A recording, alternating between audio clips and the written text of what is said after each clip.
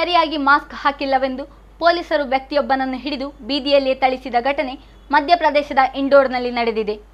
Auto ಚಾಲಕ ಕೃಷ್ಣ ಕಿನ್ನೇರ್ ಅನಾರೋಗ್ಯದಿಂದ ಆಸ್ಪತ್ರೆಗೆ ದಾಖಲಾಗಿದ್ದ ತನ್ನ ತಂದೆಯನ್ನು ಭೇಟಿ ಮಾಡಲು ತೆರಳಿದ್ದರು. ಈ ವೇಳೆ ಮಾಸ್ಕ್ ಅನ್ನು ಸರಿಯಾಗಿ ಧರಿಸದೆ ಮೂಗಿನ ಕೆಳಗೆ ಜಾರಿಸಿಕೊಂಡಿದ್ದನ್ನು ಮಾರ್ಗ ಮಧ್ಯೆ ಪೊಲೀಸರು ಗಮನಿಸಿ ಅವರನ್ನು ತಡೆದಿದ್ದಾರೆ. ಬಳಿಕ ಪೊಲೀಸ್ ಠಾಣೆಗೆ ಬರುವಂತೆ ಹೇಳಿದ್ದಾರೆ. ಆದರೆ ಕೃಷ್ಣ ಅವರು ಠಾಣೆಗೆ ಬರಲು ನಿರಾಕರಿಸಿದಾಗ ಅವರನ್ನು ಹಿಡಿದು ಹಿಗ್ಗಾಮುಗ್ಗ ಥಳಿಸಿದ್ದಾರೆ. ಈ ದೃಶ್ಯವನ್ನು ದಾರಿ ಹೋಕರು ತಮ್ಮ ಮೊಬೈಲ್ನಲ್ಲಿ ಸೆರೆ ಹಿಡಿದಿದ್ದು ವಿಡಿಯೋ ಈಗ ಸಾಮಾಜಿಕ ಜಾಲತಾಣಗಳಲ್ಲಿ ವೈರಲ್ ಆಗಿದೆ.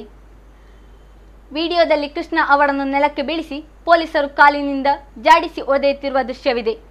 ಈ ವೇಳೆ ಕೃಷ್ಣ ಅವರು ನೋವಿನಿಂದ ತಮ್ಮನ್ನು ತಾವು ರಕ್ಷಿಸಿಕೊಳ್ಳಲು ಒದ್ದಾಡಿದ್ದರು.